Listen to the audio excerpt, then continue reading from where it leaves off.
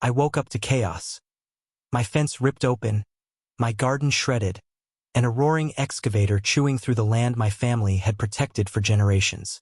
The smell of diesel, the snap of bolt cutters, and the smug grin of the HOA president told me one thing. This was war. It was a Tuesday morning, just past 6, when the nightmare began. I stumbled outside in yesterday's clothes, still half asleep, expecting silence. Instead, sparks flew as 3 men in reflective vests cut through my chain-link fence like it was paper. Behind them, a machine roared, tearing into my vegetable beds with no hesitation. The air reeked of gasoline and crushed tomato plants. My heirloom crops, the ones I'd nurtured for years, were being turned into muddy pulp beneath the treads of heavy equipment. I yelled, demanded an explanation, but the crew ignored me, their focus on laying an 8-inch pipe straight through the heart of my land. And then I saw her, Delilah Thornfield, the HOA president. Clipboard in hand, pearl necklace catching the morning light, she stood grinning. A stack of documents dangled casually from her fingers, papers stamped with official-looking seals. She waved them like a queen issuing decrees. "This is a community water project," she announced. "Your property was in the way. We've got permits. Nothing you can do about it." I stared at the destruction. $15,000 in landscaping gone. 3 years of soil work erased in an hour. Every row of vegetables my daughter and I had built together flattened under the tracks of an excavator. The smugness in Delilah's voice made my blood boil. She thought she had won already. She thought I was just another homeowner, powerless against her board's decisions. What she didn't know was that I wasn't just a farmer trying to protect some tomatoes. I was a retired Army Corps water engineer, and I knew water better than anyone in this valley. What Delilah had just done wasn't simply destruction. It was a declaration of war.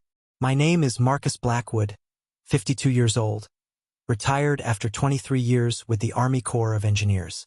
My career was built on understanding one thing: water. I'd managed dams, built irrigation networks, and kept entire valleys from flooding. For decades, people trusted me to make decisions where one miscalculation meant disaster. When I retired, I thought I was done with battles. My grandfather left me this property, 2.5 acres tucked outside Denver, Colorado. For him, it wasn't just dirt and plants. It was heritage. He'd grown corn, tomatoes, herbs, and fruit trees since the late 80s. And when he passed, he left me something more valuable than land. His deed. A deed that included perpetual water rights dating back to 1987. That's what Delilah never understood. To her, my garden was just an eyesore that lowered property values for her luxury cul-de-sac. But to me, it was life. It was memory. It was the smell of my grandfather's greenhouse, the sound of my daughter laughing as she planted seeds each summer, the one place we'd both found peace after my divorce. Delilah hated it. She hated that I didn't pay the inflated taxes she demanded because of my agricultural exemption. She hated that her perfect view from the kitchen window was ruined by rows of vegetables instead of manicured grass. And most of all, she hated that I was untouchable, at least until she decided to play dirty.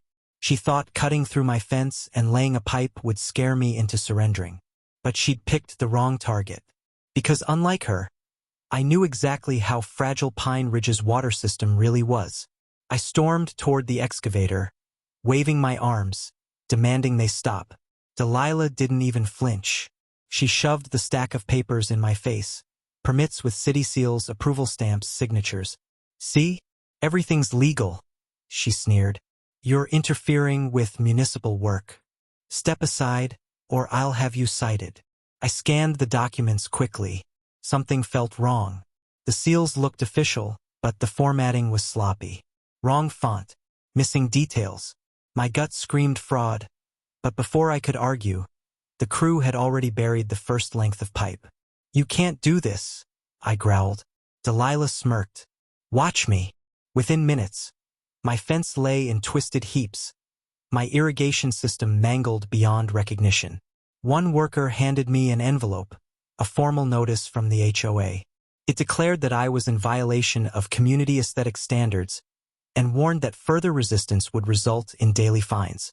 That was her game. Fake permits to get the job done fast. Intimidation to keep me quiet. Paperwork to bury me in fees. She thought I'd cave like everyone else had. But Delilah had underestimated two things: my patience for bullies and my knowledge of water law. By the end of the week, the damage was undeniable. My daughter's carefully designed irrigation layout was destroyed. Rows of wilted plants sagged in the sun. Thousands of dollars in crops and equipment lay ruined, while the new pipe cut through my land like an ugly scar. Then came the fines. First, a $2,500 penalty for interfering with community infrastructure. Then a citation for non-compliant landscaping. And finally, a restraining order accusing me of threatening HOA workers. Lies, stacked on lies, designed to crush me under legal costs before I could fight back. When I called the city, an inspector arrived, conveniently from the planning department where Delilah's husband worked. He barely looked at the damage before declaring the project properly permitted. When I showed him my grandfather's deed, which explicitly prohibited easements without my consent, he shrugged like it was meaningless. I realized then that Delilah wasn't just abusing HOA power. She was pulling city strings too. The corruption went deeper than I'd imagined. And if I didn't find a way to strike back, I'd lose everything my family had built.